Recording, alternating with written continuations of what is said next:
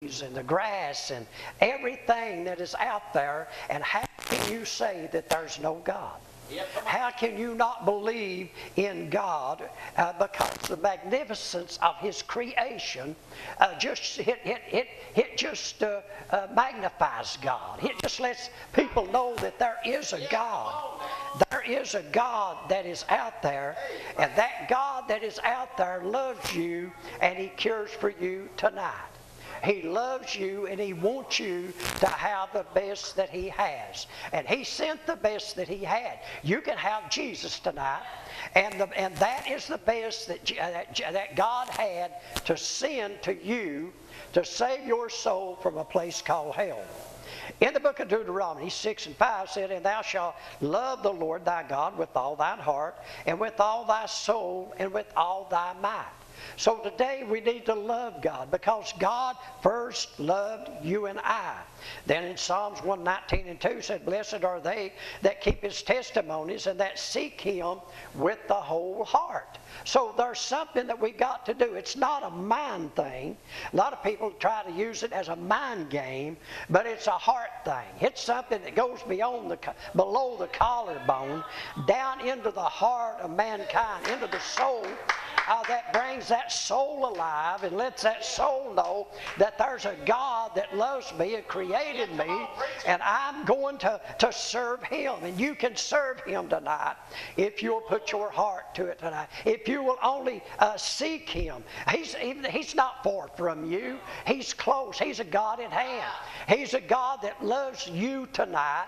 I don't care what your situation is. You may be dying with cancer, and you may not be saved, but there's a God that wants to save you tonight. There's a God that will reach way below the bottom. And you feel like that you've sunk so low that nobody can come to your rescue, but there's a God that His hand can reach farther down than you've fallen and pick you up and put your feet on that highway that leads to heaven. And what you have to do is seek after Him and begin to call upon Him and say, "Lord, I surrender everything to you. I turn my heart, I turn my life over to you.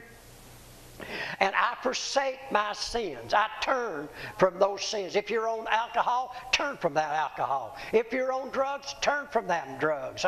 You say, "Well, God don't deliver people because they're on drugs. He don't do that." Well, honey, I've got someone coming, be in the Lord's will next month on the program, that's going to give you their testimony. And I tell you what, I want you to listen the fourth Saturday next month on this program, because I got someone that can tell you that God still cares. No matter how low you sink, God will bring you out. Man, she's got a testimony aside, and she's going to come, far as I know, unless something happens, she's going to come and share that testimony with you to let you know that there's a God that cares for you, no matter how low you think that you've sunk in sin, no matter how bad you become, and no matter how your family may have said there's nothing I can do and turned their back on you. There's a God that's still mindful to you. He knows where you're at.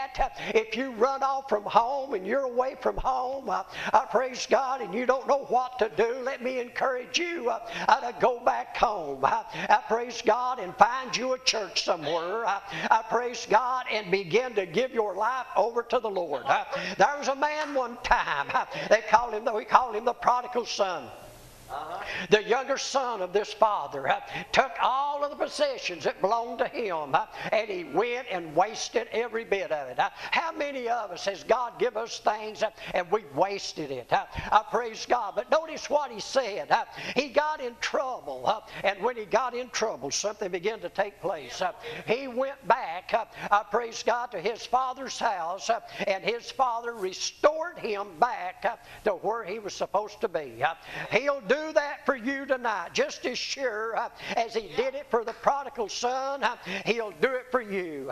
Just as sure as He saved my soul from sin, He saved me and cleaned me up, He'll do the same thing for you. God has no respect to person tonight. He loves you, and He cares for you. And He wants you to have the best that He has to offer. He wants you to have Jesus. And Proverbs 3 and 5 says, trust in the Lord with all thine heart and lean not unto thine own understanding. So this is a heart thing, Brother Joe. It's not just a head thing. Praise God, our head gets us in trouble a lot of times. Praise God, because in our mind, we're in a battle. Praise God, and the devil attacks our mind. But I've got news for you today. There's a God in heaven, praise God, that goes on below that, or on in the depths of that, and goes to the heart of the soul, and He'll take care of you. He'll clean you up, set you free, and give you victory tonight. He'll set you free from everything that you're going through. In Jeremiah 29:13, and I've done read this to you, and ye shall seek me and find me when ye shall search for me with all your heart. Oh, search for me. Are you searching for something today? There's many out there today that's searching for something. They're searching for peace. They're searching for joy. They're searching for somebody to love them. Well, honey, let me tell you something. Why don't you go and try Jesus out? Why don't you go to Jesus and say, Jesus, here I am. I'm undone without God and without you. And I'm full of sin. I got sin in my life. But I don't want to walk in that sin no longer. I don't want to walk without joy and peace any longer. That's right.